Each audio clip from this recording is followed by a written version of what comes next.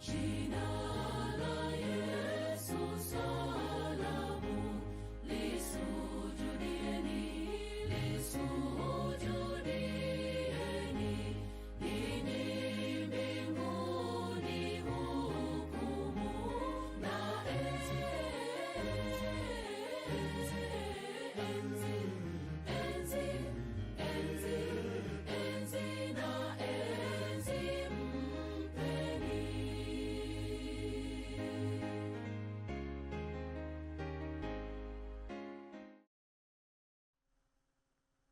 Wapendwa wa Mwenyezi Mungu, Bwana asifiwe.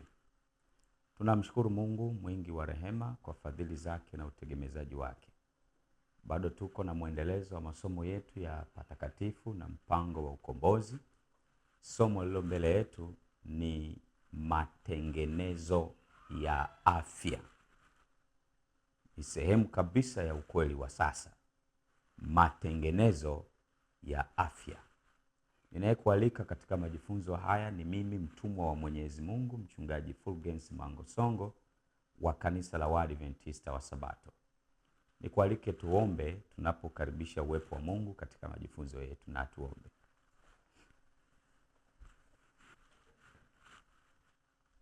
Baba mwingi wa rehema, tuko mbele zako, tunajisalimisha sasa, mimi na mtazamaji, katika majifunzo haya.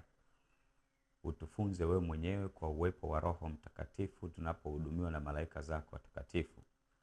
Mapenzi yako yatimizwe kwa jina la Yesu, amina. Matengenezo ya afya. Swali linaulizwa, kwa nini matengenezo ya afya? Kwa nini kuna umuhimu wa matengenezo ya afya? Kwa nini tulipewa ujumbe wa matengenezo ya afya? Jambo la kwanza, miili yetu ni miliki ya Mungu. Kwa hiyo lazima Mungu atupe maelekezo namna ya kuitunza miili yetu. Kwa nini matengenezo ya afya? Namba moja, miili yetu ni miliki ya Mungu. Sisi sio mali yetu wenyewe. Kwa hiyo sisi tunamilikiwa na Mungu. Kwa huyu Mungu ndiye mmiliki wa mwili wako, mmiliki wa mwili wangu, kwa uumbaji na kwa ukombozi. Kwa hiyo lazima tutii maelekezo yake. Lazima tufuate kanuni alizotupatia. Natamani tusome sasa kitabu kinachoitwa Huduma ya Uponyaji. Kimetafsiriwa kutoka kile kitabu cha Kiingereza cha Ellen G. White cha Ministry of Healing. Kibidula wametafsiri na ni toleo la 2024, ukurasa wa 214. Ninachukua sasa kitabu cha Huduma ya Uponyaji ili tuanzie hapo tunapoendelea kujifunza somo hili makini la matengenezo ya afya.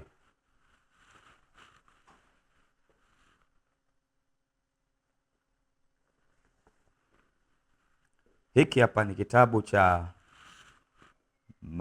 Huduma ya Uponyaji. Kama unavyoona, hiki kimetafsiriwa kibidula na kwa mbele kinaonekana namna hii. Kitabu hiki kinapatikana kwa wainjilisti wa vitabu. Sasa katika kitabu hiki ukurasa wa 214 yanapatikana maneno haya: miili yetu ni miliki aliyonunua Kristo, na hatuna uhuru kuifanyia tupendavyo. Wote wanaoelewa kanuni za afya wanapaswa kutambua wajibu wao katika kutii kanuni hizi ambazo Mungu ameziweka katika nafsi zao.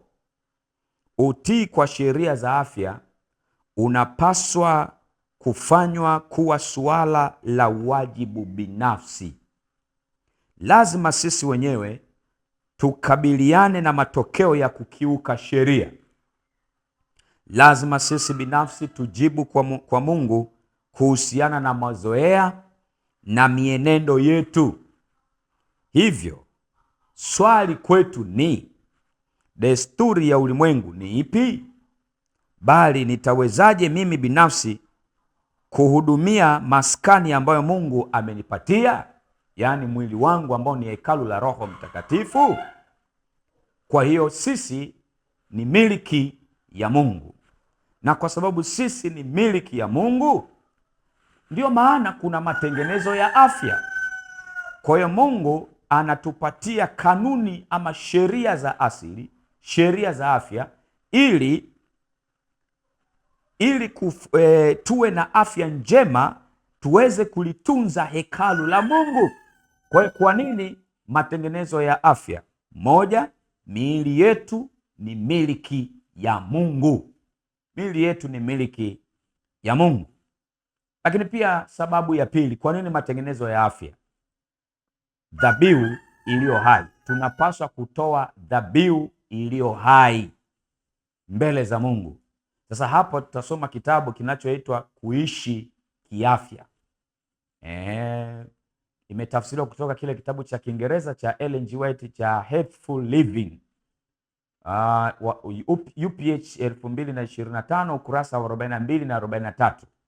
Dhabihu iliyo hai. Naweka chini kitabu hiki cha huduma ya uponyaji, nachukua sasa kitabu cha Kuishi Kiafya.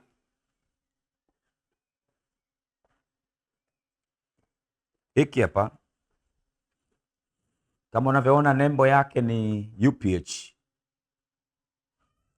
na kwa mbele ni hivi. Hiki hapa, kitabu hiki kinapatikana kwa wainjilisti wa vitabu.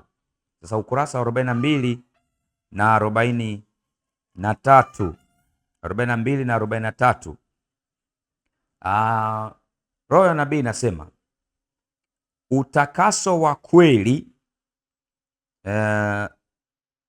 si nadharia tu, hisia au umbo la maneno, lakini kanuni hai inayofanya kazi, inayoingia katika maisha ya kila siku.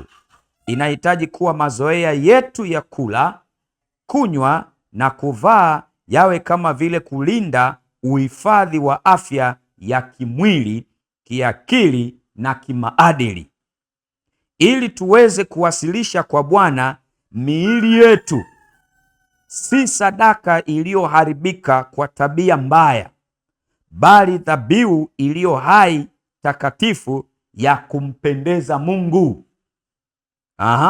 Ili tutoe sadaka iliyo kamili, miili yetu kuwa dhabihu iliyo hai, iliyo bora, ni lazima tuwe na afya ya kimwili, kiakili na kimaadili.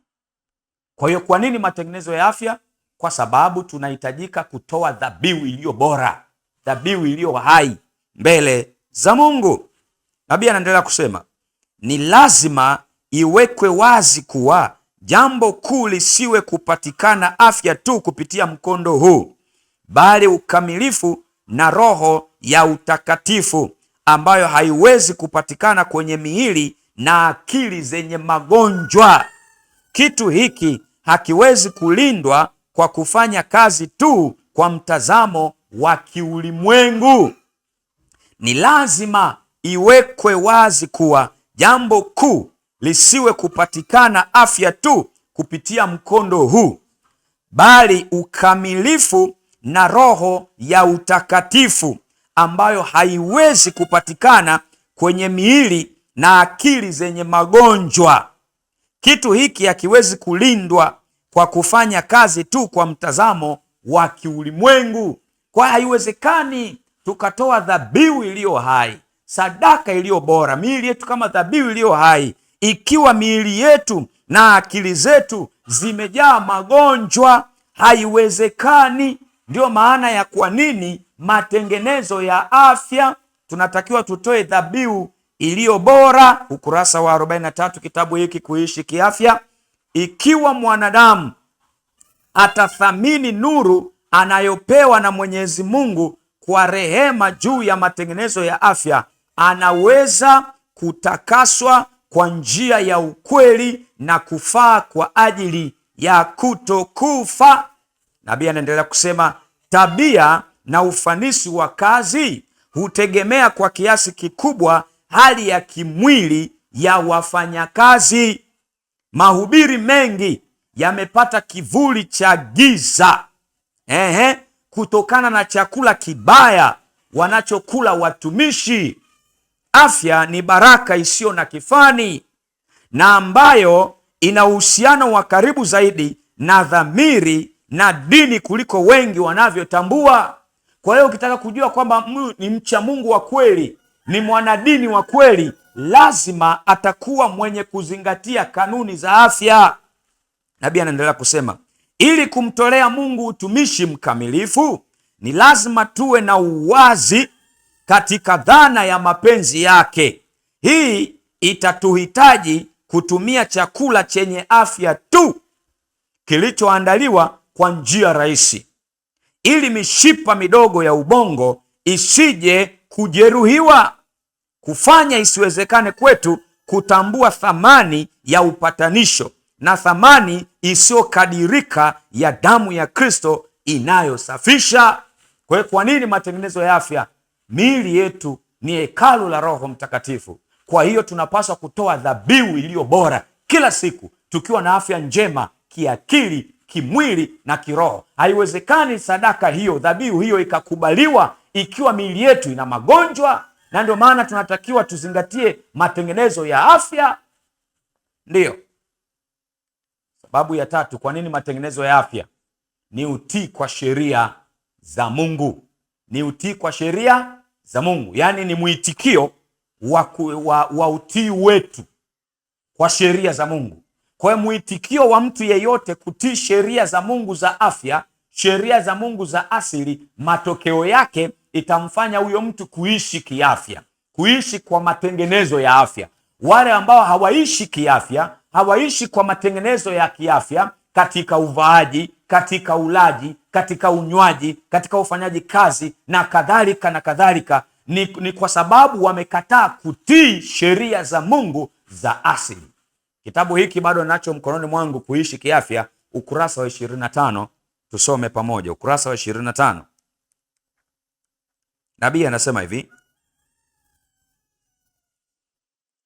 kila sheria inayoongoza mifumo ya kibinadamu inapaswa kuzingatiwa kama tu kweli ya Mungu katika asili, katika tabia na katika umuhimu, kama ilivyo katika neno la Mungu.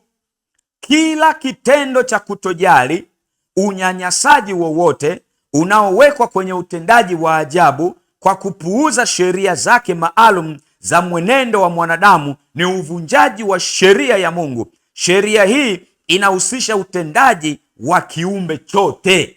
Nabii anaendelea kusema, sheria ya Mungu imeandikwa kwa kidole chake mwenyewe juu ya kila neva, kila msuli na kila ustadi ambao amekabidhiwa mwanadamu. Sheria ya Mungu imeandikwa katika neva zote, imeandikwa katika kila msuli uliopo katika mwili wa mwanadamu. Mungu ametunga sheria zinazoongoza katika kila sehemu ya katiba yetu, na sheria hizi ambazo ameziweka ndani yetu ni takatifu, na kwa ajili ya kila kosa kuna adhabu iliyowekwa ambayo hivi punde au baadaye lazima iwe imetekelezwa. Nabii anaendelea kusema, wajibu wetu wa kwanza ambao tunawiwa na Mungu kwetu wenyewe na kwa wanadamu wenzetu ni kutii sheria za Mungu ambazo ni pamoja na sheria za afya. Nabii anaendelea kusema, sheria zinazotawala asili ya mwili kwa kweli ni takatifu katika asili na tabia, kama sheria za amri 10. Sheria za afya ni sawa sawa na amri 10. Mwanadamu ameumbwa kwa jinsi ya ajabu ya kutisha, kwa maana Yehova ameandika sheria yake kwa uwezo wa mkono wake mwenyewe juu ya kila sehemu ya mwili wa mwanadamu. Kukiuka sheria za utu wetu ni dhambi tu, sawa na kuvunja moja ya zile amri 10, kwa sababu hatuwezi kuvunja mojawapo bila kuvunja sheria ya Mungu. Nabii anaendelea kusema, mwanadamu asiyejali na aliye mzembe wa tabia na mazoea yanayohusu uzima na afya yake ya kimwili anatenda dhambi dhidi ya Mungu. Nabii anaendelea kusema, hajamaliza, Ukiukaji wa sheria hizi ni ukiukaji wa sheria isiyobadilika ya Mungu, na bila shaka adhabu itafuata. Kwa nini matengenezo ya afya? Matengenezo ya afya kwa sababu ni sharti tutii sheria za asili, sheria za Mungu, kama ilivyo kwa utii wa amri 10 za Mungu. Kwa lazima watu wafundishwe matengenezo ya afya, wafundishwe ulaji ulio bora, wafundishwe mavazi yenye kustiri yanayohitajika kiafya, wafundishwe unywaji unaostahili, wafundishwe kuishi kiafya. Kwa nini? Kwa sababu lazima wajibu mbele za Mungu. Wanapovunja kanuni za afya, wanamwasi Mungu, wanatenda dhambi sawa sawa kabisa na kuvunja amri 10. Na ndio maana hapa, yeyote anayepuuza matengenezo ya afya hawezi akatii amri 10 za Mungu. Wafuatilie. Hata wachungaji ambao wanapuuza kanuni za afya, wanabeza matengenezo ya afya, wafuatilie kwenye amri 10 zingine. Utakuta hao ndio waasherati, utakuta hao sio waaminifu hata kwa hazina waliokabidhiwa na Mungu, sio waaminifu kwa kazi yao. Kwa hiyo tunapozungumzia ukweli wa sasa, mwana ukweli wa sasa, ili tumjue kwamba anaishi kwa ukweli wa sasa, ule ujumbe umemtakasa mwenyewe, tutamtambua kwa namna anavyoutunza mwili wake kama hekalu la Mungu, namna anavyotii kanuni za afya, sheria za asili, namna anavyowajibika na kuwawajibisha wengine, kuwasaidia wengine kufanya matengenezo ya afya. Anayepuuza yeyote matengenezo ya afya hayuko kwenye kuishi ukweli wa sasa. Anayeishi ukweli wa sasa tutamjua kwa kumtazama kwenye matengenezo ya afya. Na wale wote wanaopuuza matengenezo ya afya wanavunja mpaka amri 10 zingine za Mungu. Wanaiba, wanazini, wanaua, wanaivunja mpaka sabato ya Bwana. Wanaofanya matengenezo ya afya, hao ndio huwa wanafanya matengenezo mpaka ya utunzaji wa sabato. Kwa hiyo ni utii kwa sheria za asili.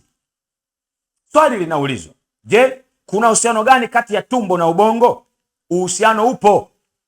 Nasoma sasa kitabu cha Huduma ya Uponyaji kutoka Kibidula 2024 ukurasa wa 211.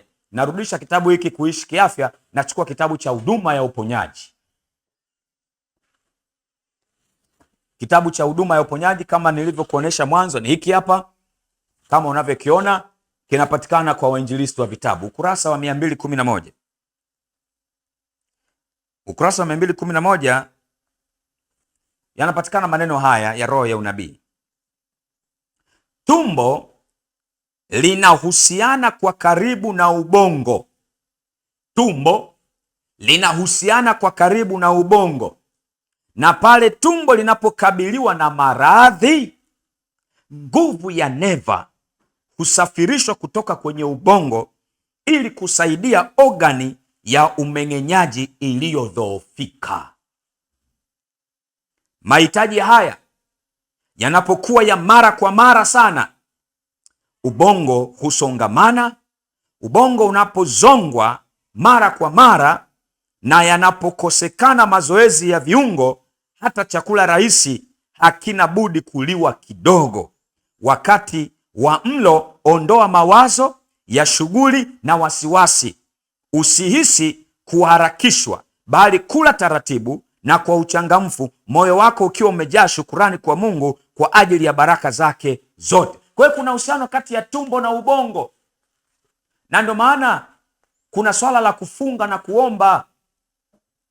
Tumbo linapokuwa limejaa chakula, huna uwezo mzuri wa yani hauko kwenye nafasi nzuri ya kusikia sauti ya Mungu.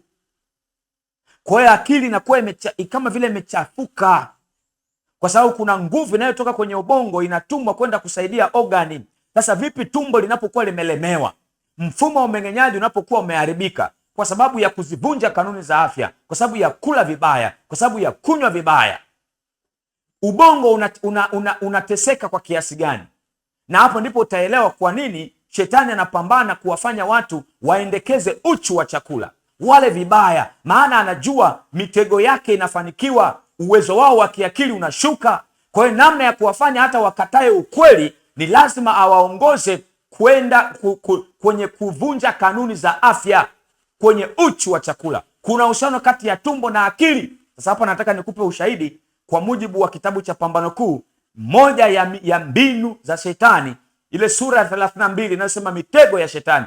moja ya mitego ya shetani, kuwafanya watu waukatae ukweli wa sasa, kuwafanya watu washuke kwenye jukwaa lililo imara, washuke kwenye jukwaa lenye ngazi tatu, wapuuze mada kama vile patakatifu katika uhusiano na 2300, wapuuze habari ya ujumbe wa malaika wa kwanza, wa pili na watatu, watu wakatae unabii, wakatae ujumbe wetu wa sasa. Kwa nini? Anawaongoza watu kwenye uchu wa chakula, na hapo hawana uwezo wa kupokea mambo matakatifu. Hiyo ni ajenda ya shetani kabisa. Ngoja nikusomee kitabu cha Pambano Kuu. Narudisha kitabu hiki, nachukua kitabu cha Pambano Kuu. Kama unavyokiona hiki hapa ni UPH, kwa mbele kunaonekana hivi. Kitabu cha Pambano Kuu sura ile ya 32, mitego ya shetani.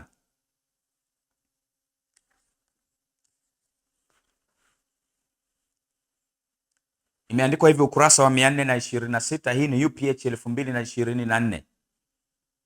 Kwa mara nyingine tena, shetani anawaona watumishi wa Bwana wakiwa na mzigo kwa sababu ya giza la kiroho linalowafunika watu. Na ukiona giza la kiroho limewafunika Waadventista wa Sabato, maana yake ni kwamba ukweli wa sasa haupo kwa kanisa la Waadventista wa Sabato, haufundishwi kwa Waadventista wa Sabato, hawaelewi tumefika wapi katika historia ya kinabii na tunapaswa kufanya nini. Giza la kiroho, kwa mujibu wa manuscript release gombo la kwanza, ukurasa wa 56, paragrafu ya pili, nabii anasema shetani ametupa giza lake la kuzimu juu ya ukweli wa sasa. Kwa hiyo ameufunika ukweli wa sasa. Kwa unapoona giza la kiroho limetanda, ni kwa sababu ukweli wa sasa haupo. Watu wameshuka kwenye jukwaa lililo imara, jukwaa lenye ngazi tatu. Kwa hiyo wale watumishi waaminifu sasa wanapomlilia Mungu, nabii anaendelea kusema anasikia maombi ya dhati kwa ajili ya neema na nguvu ya kiungu ivunje laana ya kutojali na uzembe na uvivu. Ndipo kwa juhudi mpya anatumia werevu wake. Nani huyo? Shetani anatumia werevu wake, anawajaribu watu waendekeze uchu wa chakula au aina nyingine ya anasa, na kwa njia hiyo anatia ganzi fahamu zao, washindwe kusikiliza mambo ambayo walihitaji sana kuyasikia. Kwa kuna uhusiano kati ya tumbo na akili. Ni moja ya mbinu ya shetani kuwafanya watu wapuuzie matengenezo ya afya, wale hovyo, wanywe hovyo, ili tu atie ganzi fahamu zetu. Kuna uhusiano kati ya tumbo na akili, tumbo na ubongo. Katika kitabu cha Kuishi Kiafya, ukurasa sasa wa 39, 40 na 42. Narudisha kitabu cha Pambano Kuu, nasoma kitabu cha Kuishi Kiafya.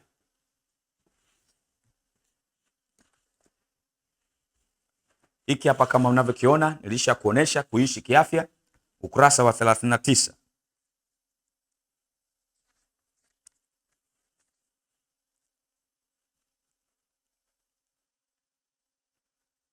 Nabii anasema hivi: shetani anajua kuwa hawezi kumshinda mwanadamu isipokuwa kudhibiti utashi wake. Naiona hiyo mbinu ya shetani sasa. Hii inataka kufanana na ile Pambano Kuu tuliyotoka kusoma. Shetani anajua kuwa hawezi kumshinda mwanadamu isipokuwa kudhibiti utashi wake. Anaweza kufanya hivi kwa kumdanganya mwanadamu ili ashirikiane pamoja naye katika kuvunja sheria za asili.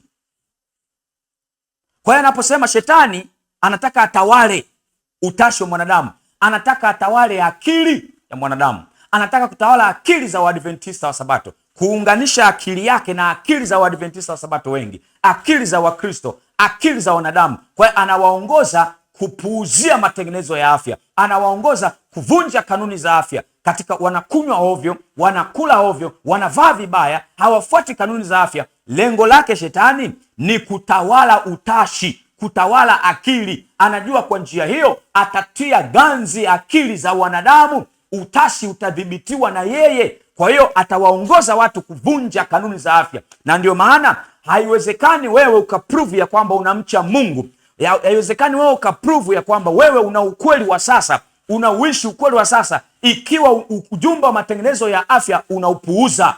Anayepuuza matengenezo ya afya yeyote alishashuka kwenye jukwaa lililo imara. Hakuna, yani haiwezekani ukatenganisha ukweli wa sasa na ujumbe wa matengenezo ya afya. Haiwezekani. Mwenye ukweli wa sasa ambao ujumbe umemtakasa, anauishi ujumbe huo, lazima atakuwa na ujumbe wa matengenezo ya afya. Mwenyewe tu atakuwa akiishi kiafya. Wanaopuuza wote matengenezo ya kiafya walishashuka kwenye jukwaa lilo imara. Wachungaji wote wanaopuuza matengenezo ya afya walishashuka kwenye jukwaa lilo imara. Wainjilisti wanaopuuza matengenezo ya afya walishashuka kwenye jukwaa lilo imara. Viongozi wa kanisa wanaopuuza matengenezo ya afya walishashuka kwenye jukwaa lilo imara. Kwa hiyo hawana ujumbe. Kwa hiyo wamepigwa upofu na shetani. Kwa hiyo akili zao zimetiwa ganzi. Kwa hiyo akili zao zinatawaliwa na shetani. Hauwezi ukatenganisha ukweli wa sasa na matengenezo ya afya. Nabii anaendelea kusema, chochote kinachopunguza nguvu za mwili hudhoofisha akili na kuifanya isiweze kutofautisha kati ya mema na mabaya, kati ya haki na makosa. Hiyo ndio ajenda ya shetani. Na kwa nini Mungu alitupatia ujumbe wa matengenezo ya afya?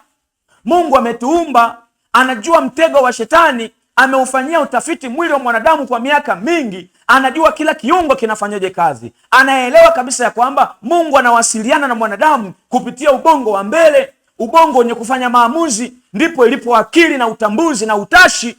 Kwa hiyo atamuongoza mwanadamu kuvunja kanuni za afya ili atie ganzi ufahamu, atie ganzi utashi, atie ganzi akili ya mwanadamu, ili amtawale sasa mwanadamu, amuongoze kuto kujua mema na mabaya, kuto kujua kati ya haki na makosa. Hiyo ndio ajenda ya shetani. Kanuni za matengenezo ya afya ambazo hupokelewa na yeye ambaye hutoa neno la Mungu kwa wengine, atakuwa na ushawishi wa kufinyanga kazi yake na juu ya wale anaofanya kazi nao. Ikiwa kanuni zake ni sahihi, anaweza na atapotosha ukweli kwa wengine. Ikiwa kanuni zake si sahihi, anaweza na atapotosha ukweli kwa wengine. Kama anakubali ukweli ambao huvutia akili badala ya kupotosha hamu ya kula, ushawishi wake utaamuliwa kwa haki. Kwa hiyo hata yule ambaye anahubiri neno la Mungu kwa wengine lazima aoneshe kanuni za afya, yani aziishi kanuni za afya. Kanuni za afya. Swali linaulizwa, je, kuna uhusiano wa matengenezo ya afya na ukweli wa sasa?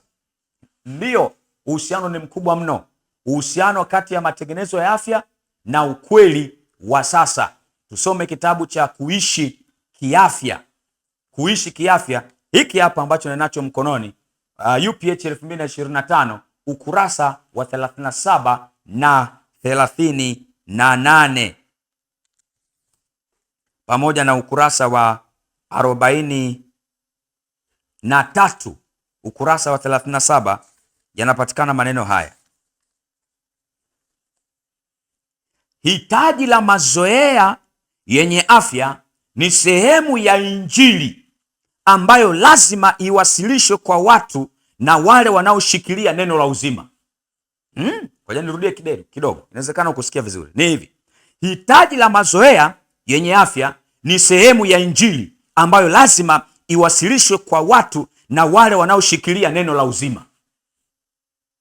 Kila mtumishi anapaswa kuzingatia kwa makini ni athari gani itatokea ya afya ya roho juu ya ulaji na unywaji.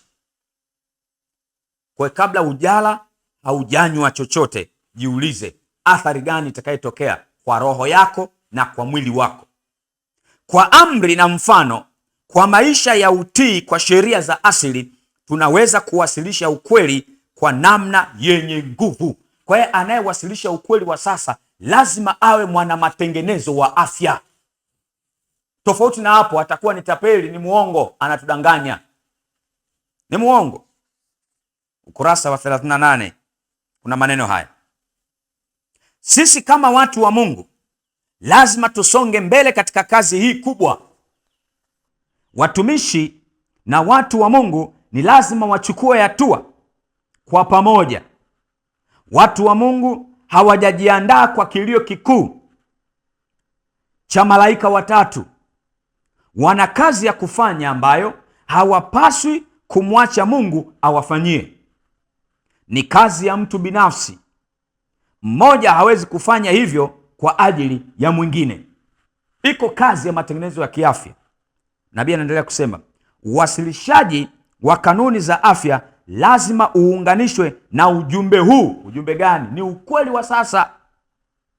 Lazima usiwe peke yake wenyewe au kwa njia yoyote kuchukua nafasi yake. Kwa hiyo ukweli wa sasa lazima uunganishwe na ujumbe wa matengenezo ya afya.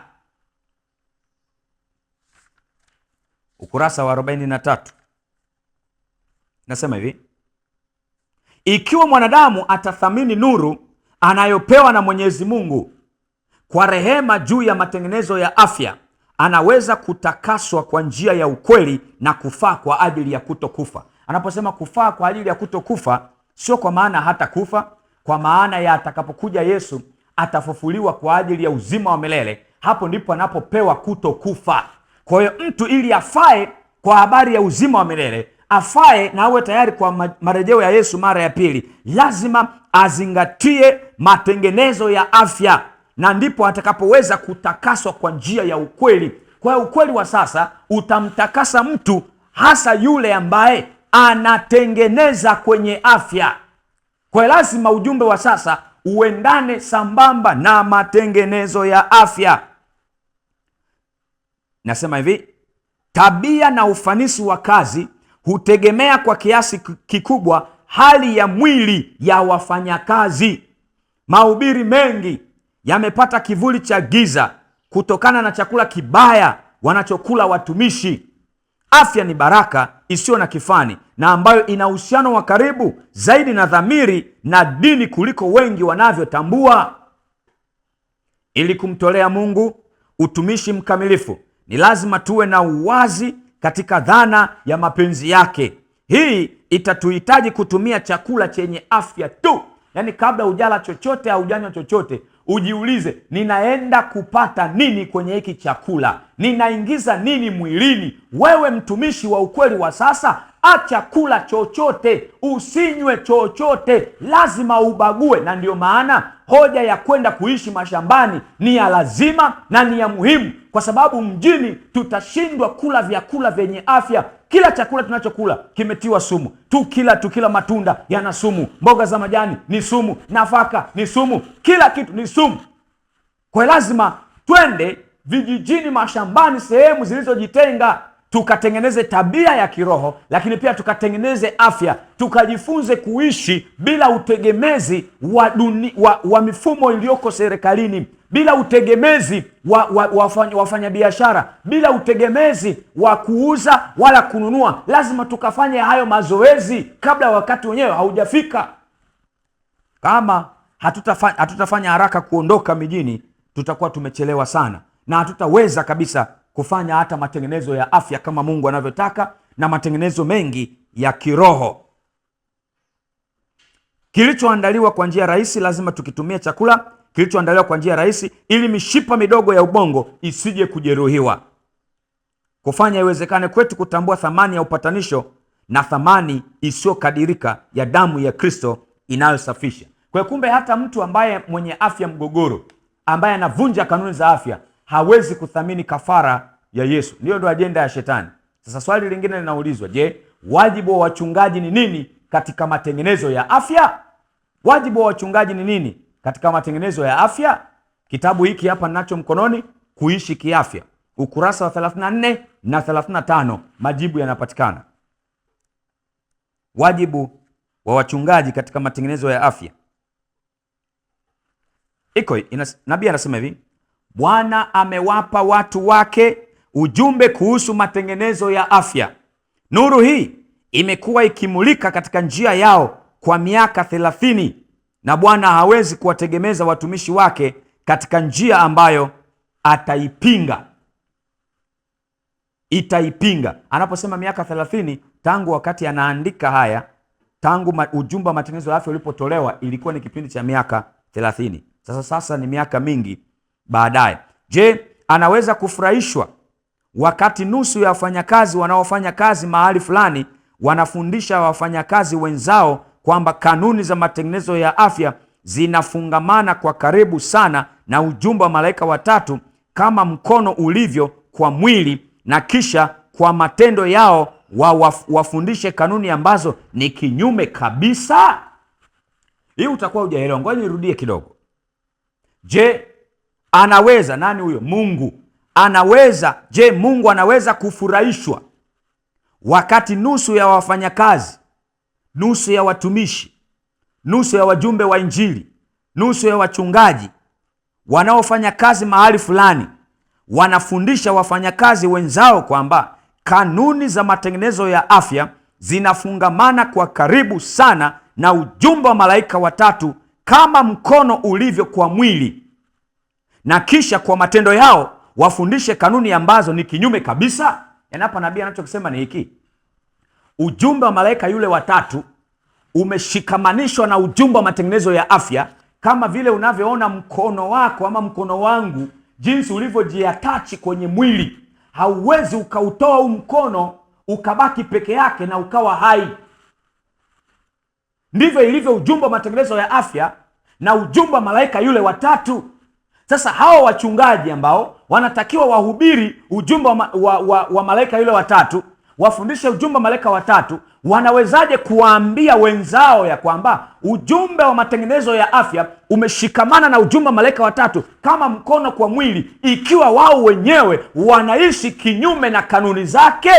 Je, Mungu atafurahishwa na hiyo? Swali, wachungaji wangapi wanavunja kanuni za afya?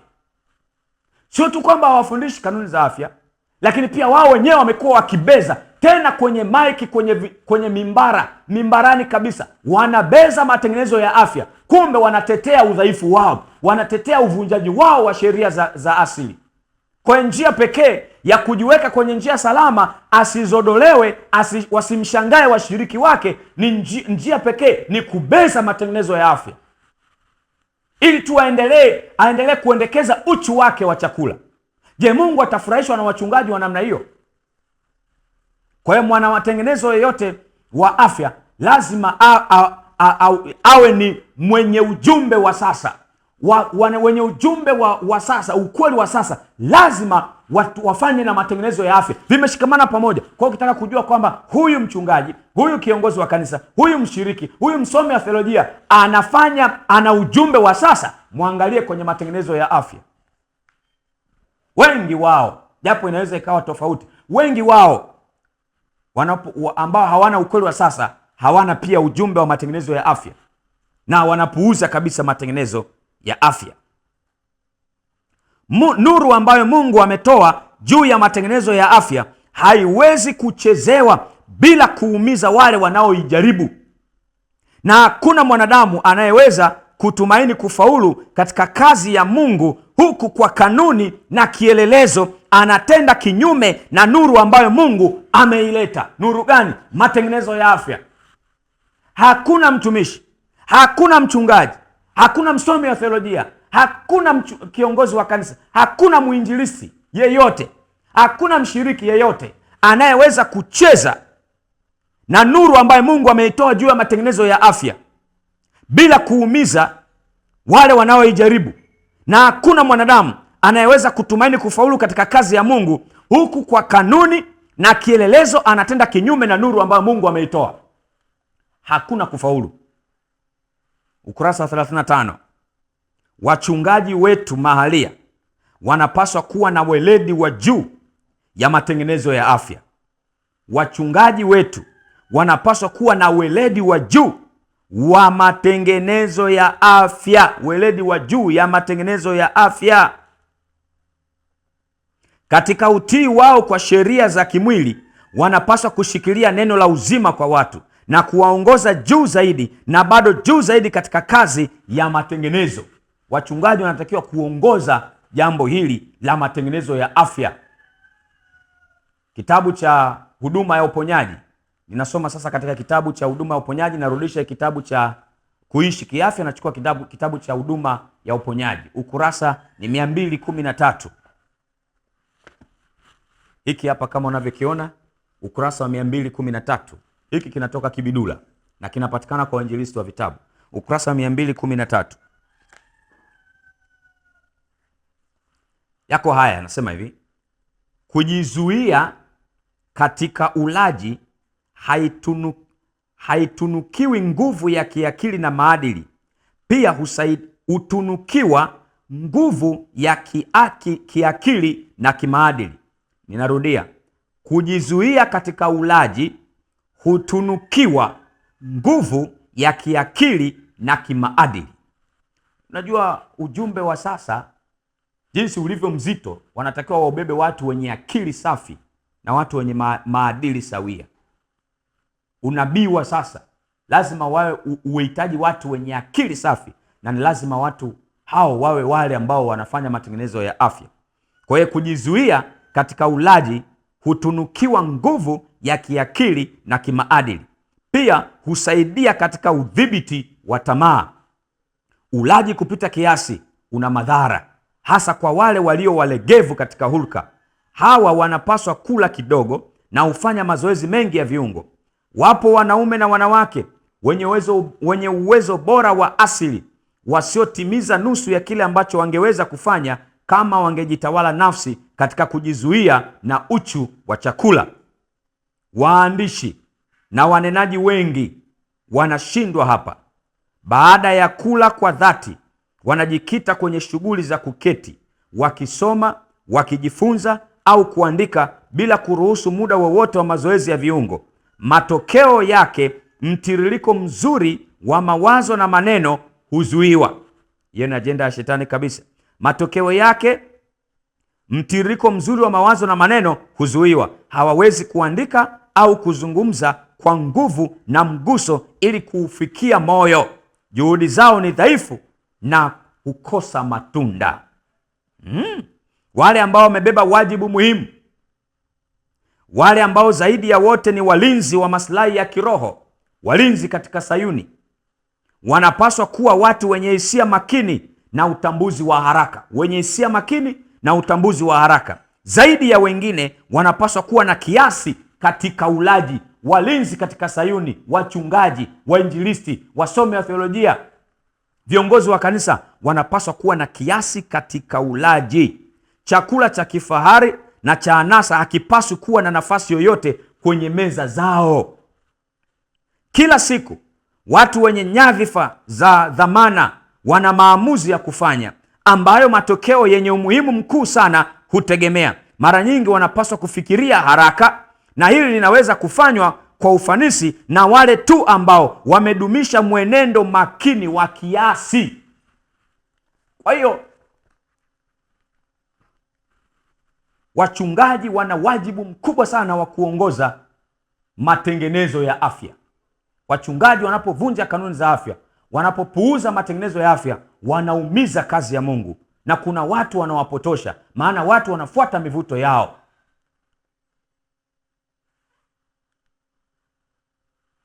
Swali linaulizwa, je, zipi ndizo kanuni za jumla za matengenezo ya afya? Kanuni za jumla za matengenezo ya afya. Namba 1, kuzingatia lishe katika chakula. Yaani unapokula chakula chochote, swali la kwanza la kujiuliza, hiki ninachokiingiza mwilini kinanipa kitu gani? Yaani kuna faida gani? Kama hakuna faida, kuna hasara, achana nacho. Bado unatarajiwa wewe kuwa umbeba ukweli wa sasa, bado unakunywa soda, bado unakunywa energy drink, bado unakula vyakula vilivyokobolewa, alafu unataka wewe uwe mbeba ukweli wa sasa. Ni kitu kisichowezekana. Unakula nini? Unakulaje? Kwa kiwango gani? Unakula saa ngapi? Baada ya muda gani kupita? Hayo ni mambo ya msingi kabisa, ili tuhakikishe lishe iliyokusudiwa kwenye chakula tunakipata, tena tukiwa na afya nzuri, bila afya zetu kuharibika. Kwa hiyo ujumbe wa matengenezo ya afya ni lazima ufundishwe, uende sambamba na ujumbe wa malaika yule watatu. Ni sehemu kabisa ya ukweli wa sasa. Kwa hiyo lazima wale wana ukweli wa sasa wazingatie matengenezo ya afya. Sasa kanuni ya kwanza, kuzingatia lishe katika chakula. Unasoma katika kitabu cha Huduma ya Uponyaji ukurasa 204. Huduma ya Uponyaji 204. Yako haya: miili yetu imejengwa kwa chakula tulacho. Kuna kuharibika daima kwa tishu za mwili. Kila mjongeo wa kila ogani huhusisha uchakavu, na uchakavu huu hurekebishwa kutokana na chakula chetu.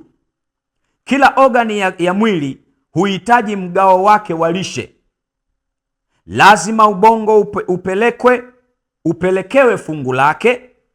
Mifupa, misuli na neva huhitaji sehemu yao.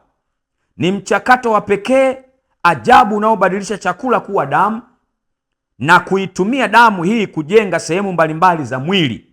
Lakini mchakato huu huendelea daima, ukipitisha uhai na nguvu kwenda katika kila neva, msuli na tishu. Yaani unapokula lazima ule chakula kilichokamilika, balanced diet. Ndipo utakuwa na uhakika ya kwamba kila kiungo kimepelekewa sehemu yake.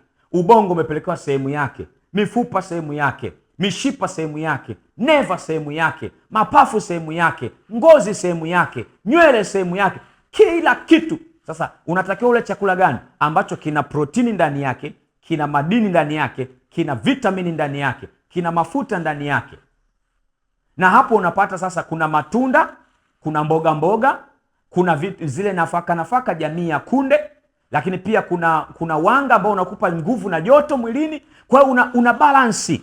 Na hii lazima elimu hii uitafute, ujifunze, uelewe mlo wako ili uwe kamili. Unahusisha nini na nini? Kipi hautakiwi kuchanganya pamoja? Kipi unatakiwa kuchanganya pamoja? Tukikosea hapo, lazima tuwe na afya iliyoyumba, afya iliyodorora. Kwa hiyo jambo la kwanza, kanuni ya jumla kabisa ni kuzingatia lishe katika chakula. Jambo la pili, kuzingatia mapishi ya chakula. Sawa, unahakikisha kila kitu kipo balanced diet. Je, chakula hicho kinapikwaje? Chakula kinapikwaje? Katika kitabu cha huduma ya uponyaji hiki hapa, ukurasa wa 207, 208, kuna maneno haya: kwa ajili ya matumizi katika kuoka mikate, unga mweupe sana si bora. Matumizi yake hayafai kiafya wala kiuchumi. Mkate wa unga uliokobolewa unakosa viinilishe vya urutubishaji vinavyopatikana kwenye mkate uliookwa wa ngano isiyokobolewa. Kwa hiyo namna ya kupika, usipike vile vya ngano iliyokobolewa. Tafuta ngano ya brownie. Chukua ngano ya punje, ioshe, ikikauka peleka mashineni ukasage. Tumia huo unga kama unavyotumia unga mwingine kutengeneza chapati, maandazi na mikate. Na hiyo ndio namna bora ya kupata lishe kwenye chakula na namna ya kusimamia mapishi. Matumizi ya magadi au hamira katika kuoka ina madhara na haitajiki. Kwa katika kuoka kwako, hata kama ni ngano ya brownie, ngano dona, usitumie magadi au hamira. Haitakiwi.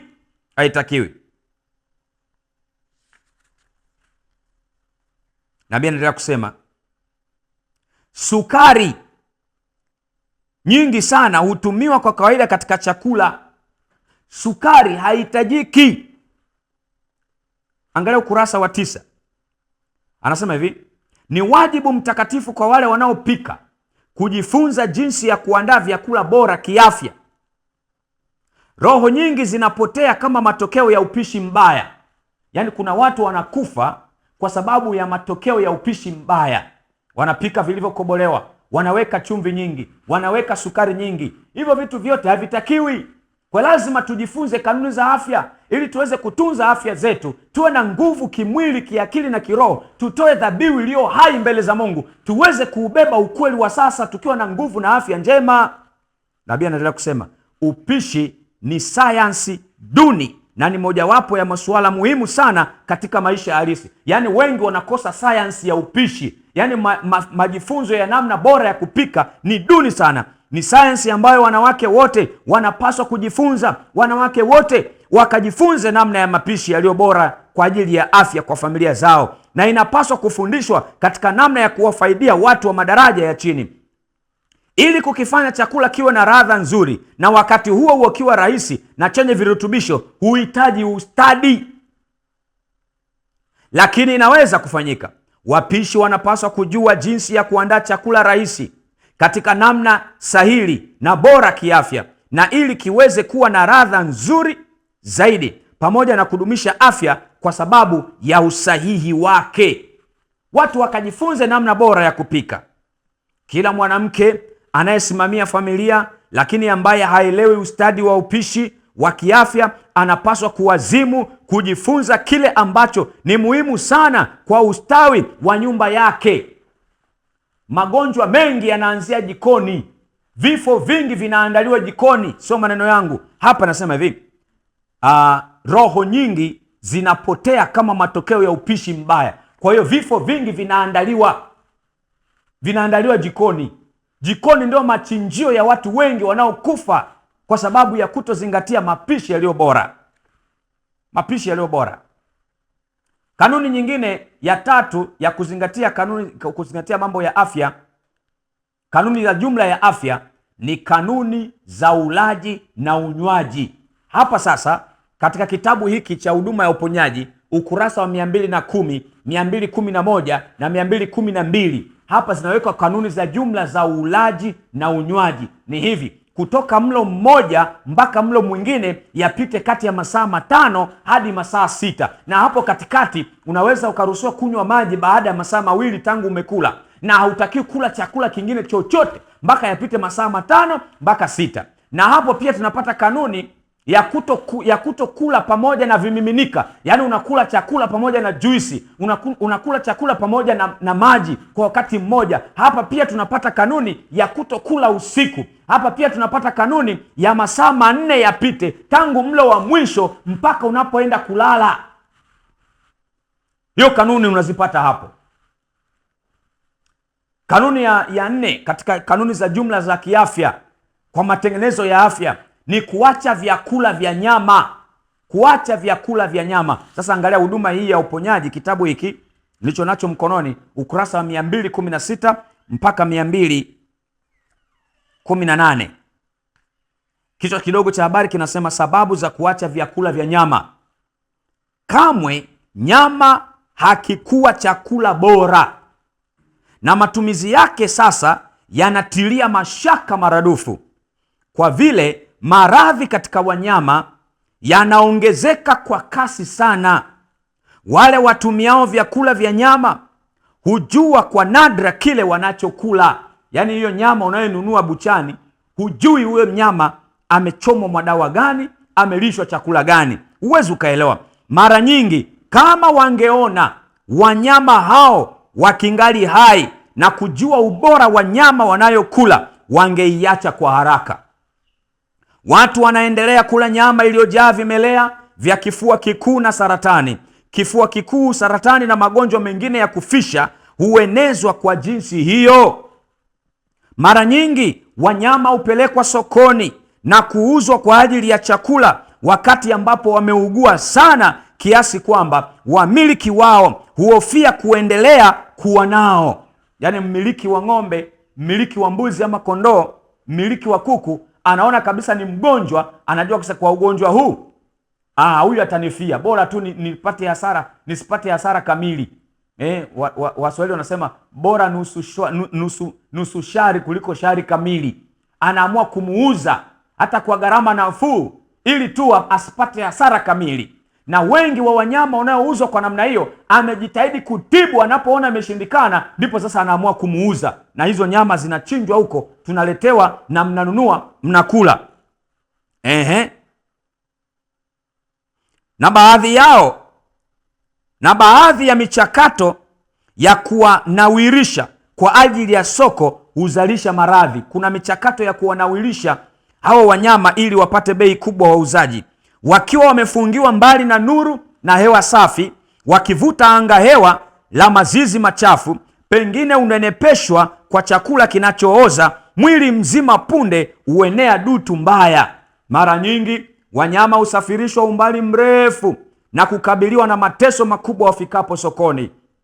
Wakiwa wameondolewa kwenye malisho ya kijani na wakisafiri kwa maili nyingi za kuchosha kwenye barabara zenye joto na vumbi na kurundikwa ndani ya magari machafu, wakiwa na homa na kuchoka, mara nyingi kwa saa nyingi walizonyimwa chakula na maji, viumbe hawa duni huburuzwa kwenye mauti hayo ili wanadamu waweze kula mizoga yao. Mchungaji, sasa unatuambia tunaokula nyama tunakula mizoga. Sio maneno yangu, yameandikwa kwenye roho ya unabii. Tunakula mizoga yao. Katika maeneo mengi samaki huharibiwa. Wengine hapo wanajifariji, unasema samaki wako salama. Sikiliza hii sasa. Katika maeneo mengi samaki huharibiwa sana na uchu ambamo wanakula narudia, katika maeneo mengi samaki huharibiwa sana na uchafu ambamo wanakula kiasi cha kusababisha ugonjwa. Hili hutokea hasa pale ambapo samaki hukabiliana na maji taka ya miji mikubwa. Samaki wanaolishwa dutu za maji machafu wanaweza kusafiri hadi maji ya mbali na wanaweza kuvuliwa mahali ambapo maji ni masafi na freshi. Hivyo wanatumiwa kama chakula, huleta maradhi na mauti kwa wale wasioshuku hatari. Matokeo ya mlo wa nyama yanaweza yasibainike papo hapo, lakini huu si ushahidi kwamba hakuna madhara. Wachache wanaweza kuaminishwa kwamba nyama ambayo wameila ndiyo imetia sumu damu yao na kusababisha maradhi yao. Wengi hufa kwa magonjwa kwa sababu tu ya ulaji wa nyama, wakati ambapo chanzo halisi hakikisiwi na wao wenyewe au wengine. Kuna watu wanakufa na hawajui kwamba wamekufa kwa sababu ya nyama waliokula. Maradhi wameyapata kupitia nyama, wanahisi ni magonjwa tu mengine. Chakula cha nyama ni hatari kwa afya, na chochote kinachoathiri mwili kina athari uwiano wa akili na roho. Hebu fikiria ukatili wa wanyama ambao ulaji wa wanyama unahusika na matokeo yake kwa wale wanaosababisha na wale wanaotazama. Jinsi unavyoharibu huruma ambayo kwayo tunapaswa kuwachukulia viumbe hawa wa Mungu. Ukurasa wa 218.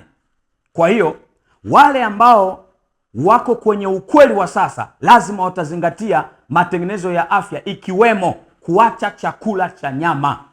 Wanaopinga chakula cha nyama au kuacha chakula cha nyama na bado wanaendelea kuentertain chakula cha nyama ni wale ambao walishashuka kwenye jukwaa, hawamo kwenye ukweli wa hawana ukweli wa sasa.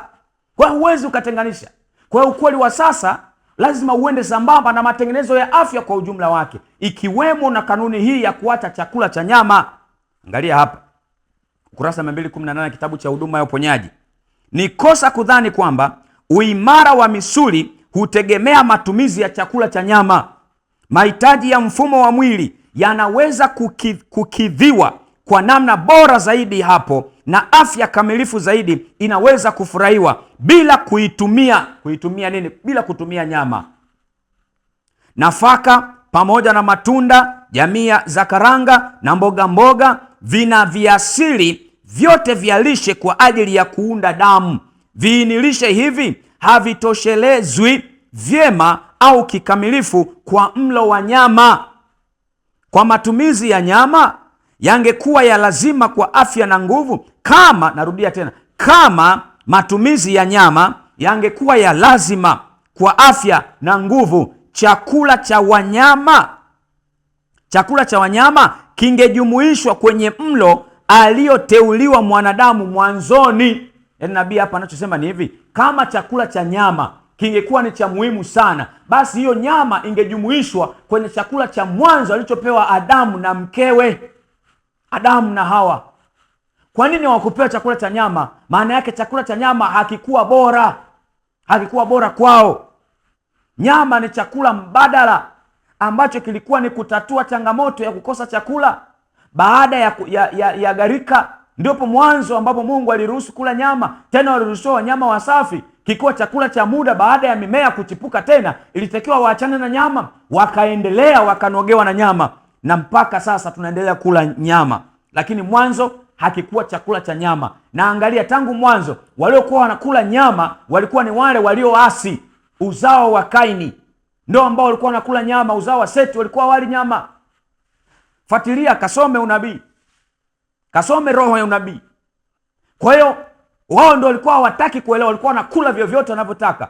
Uzao wa Seti walikuwa wanafuata kanuni za afya, Nabii anaendelea kusema hivi: chakula cha nyama kinapositishwa, mara nyingi huwa kuna hisia ya udhaifu, kukosa nguvu. Wengi huhimiza hili kama ushahidi wa kwamba chakula cha nyama ni lazima, lakini ni kwa vile vyakula vya aina hii husisimua, kwa sababu huchochea damu na kusisimua neva, ndiyo maana hutamaniwa sana.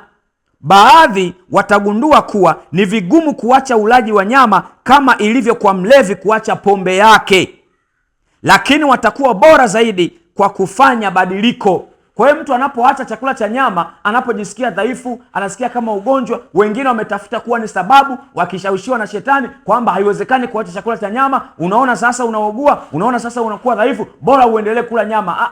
Ni kwa sababu vyakula vya nyama vinasisimua mwili, na ndio maana inakuwa ngumu watu kuacha. Anapoacha anasikia kuna upungufu fulani.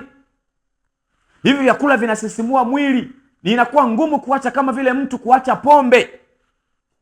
Chakula cha nyama kinapoachwa, nafasi yake inapaswa kufidiwa kwa nafaka mbalimbali, jamii za karanga, mboga na matunda yatakayorutubisha na kuwa ladha tamu. Hata hivyo wapendwa, tunapokwenda vijijini, tunapokwenda mashambani, milimani na mabonde na sehemu za mafichoni, tunapoenda kipindi cha wakati wa taabu, hakutakuwa na chakula cha nyama. Kwa lazima tujizoeze kuacha nyama mapema. Kama hauna mpango wa kusimama upande wa Bwana kuitetea Sabato, endelea na kula nyama. Lakini kama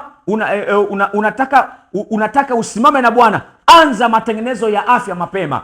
Anza kujiimarisha kiafya mapema, ili uwe na nguvu thabiti, usiwe dhaifu na goigoi, na uanze matengenezo ya kuacha nyama. Kama una mpango wa kupokea alama ya mnyama, endelea kula nyama, endelea kula ovyo. Na ukweli ni kwamba wale wote wanaopuuza kanuni za afya watapuuza pia mpaka sheria ya Mungu, na hawataona uzito kuivunja Sabato ya Bwana, na wanaivunja sana hata sasa. Kwa hiyo mioyo yao imeshafungamanishwa na ulimwengu, wana mwelekeo wa kiulimwengu. Itakapotangaza sheria ya Jumapili, wao hawataona shida, watafuata mkondo unakoelekea. Na hivyo ndivyo ambavyo watu wanafungwa matita. Katika kitabu cha Kuishi Kiafya UPH 2025 ukurasa wa 60 na 61 na 64. Ngoja nisome hapa kidogo kwa haraka kabla hatujahitimisha somo letu. Kitabu cha Kuishi Kiafya. Narudisha kitabu hiki cha Huduma ya Uponyaji, nachukua kitabu cha Kuishi Kiafya ukurasa wa 60 na 61 na 64 ikibidi. Kichwa kidogo cha habari, vyakula vya nyama. Hiki hapa Kuishi Kiafya inasema hivi: uwezekano wa kuugua magonjwa huongezeka mara 10 zaidi kwa kula nyama. Uwezekano wa kuugua magonjwa huongezeka mara 10 zaidi kwa kula chakula cha nyama. Ulaji wa nyama umeifanya damu na mwili kuwa duni. Mifupa yako iko katika hali ya hatari ya kuvimba, tayari kuchukua ugonjwa. Uko katika hatari ya kushambuliwa na magonjwa makali na kifo cha ghafla, kwa sababu huna nguvu ya kushindana na kupinga ugonjwa.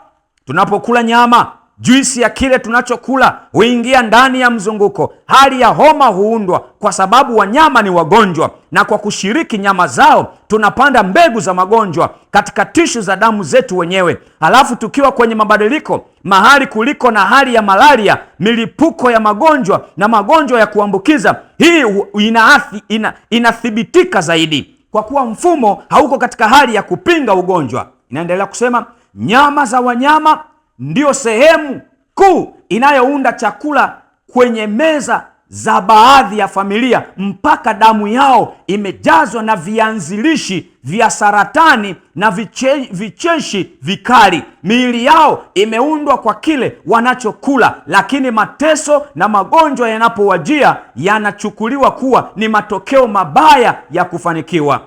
Nafaka rahisi, matunda na mboga zina virutubisho vyote muhimu vinavyoweza kutengeneza damu nzuri. Chakula cha nyama hakiwezi kufanya hivi. Kwa hiyo hekima ya Mungu iko wazi, tuachane na chakula cha nyama.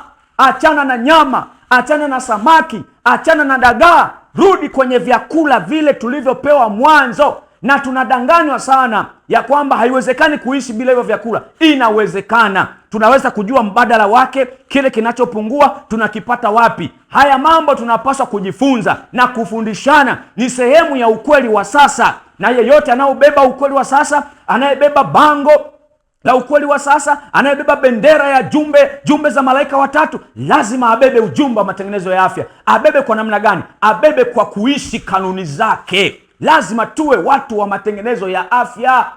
Hiyo ni sehemu ya ukweli wa sasa, na kupuuza matengenezo ya afya ni sawasawa kabisa na kupuuza amri 10 za Mungu, na lazima ihesabike kwetu ni kuwa ni dhambi, na lazima tutatoa hesabu. Mungu na atusaidie kuyaelewa haya, na hii ikaamshe shauku yetu ya kujifunza kwa habari ya matengenezo ya afya ili tufanye kwa usahihi. Mungu na atubariki na Mungu atusaidie kwa jina la Yesu, amina. Basi walike tuombe.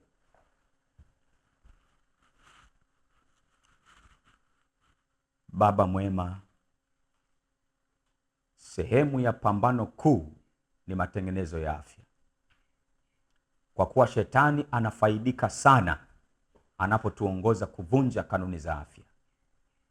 Kwa somo hili umetusaidia kuelewa wito wako mtakatifu, ujumbe uliotupatia nuru kutoka mbinguni juu ya matengenezo ya afya, jinsi ambavyo haipaswi kupuuzwa bila kuleta madhara kwa mpuuziaji. Sasa tusaidie tusimame kwa zamu yetu, tukiitetea kweli yako, tukisimama kama watu maalum waliotengwa katika ulimwengu huu kama wabeba nuru. Neema yako yatosha. Tusaidie tuwe watu wenye kubeba ujumbe huu wa matengenezo ya afya kwa kuuishi sisi wenyewe, kwa jina la Yesu, amina.